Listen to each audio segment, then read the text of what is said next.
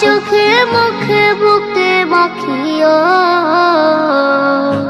এমন পবিত্র মাটি, এমন পবিত্র মাটি আমার নবীর রওজায়।